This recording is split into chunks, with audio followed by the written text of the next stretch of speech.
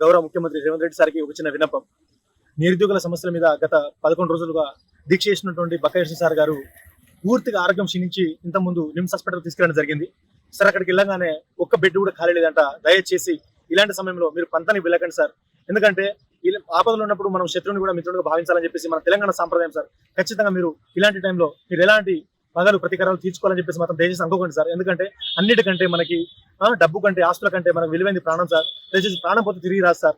మంచి మనసుతో సార్కి ఒక బెడ్ మంచి ఏర్పాటు చేసి మంచి నాణ్యతమైన ట్రీట్మెంట్ అందించి సార్ ప్రాణాన్ని కాపాడండి సార్. ఎందుకంటే ఒక నిరుద్యోగ సమస్య గురించి మాత్రమే మాటను సాధించాలని చెప్పేసి మాత్రమే దీక్ష కూర్చున్నాడు తప్ప తన స్వలాభం కోసం అయితే ఏం చేయలేదు.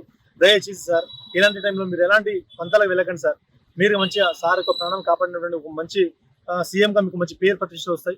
దయచేసి మన ట్రీట్మెంట్ అయితే అందించే విధంగా మీరు తక్షణమే ఆ యొక్క ఏర్పాటు చేయండి సార్. దయచేసి సార్ ఇది మా నిరుద్యోగులందరి తరఫున మేము వేడుకుంటున్నాం సార్. బక్కయ్య జడ్సన్ సార్ అంటే మీకు తెలియని వ్యక్తి కాదు. ఎన్నో సంవత్సరాలుగా కాంగ్రెస్ పార్టీలో కూడా తన వంతు పాత్ర పోషించిన వ్యక్తి కాబట్టి ఇలాంటి సమయంలో మీరు అతను ఎవరో పరాయవారని చెప్పేసి శత్రువుగా చూడకండి సార్.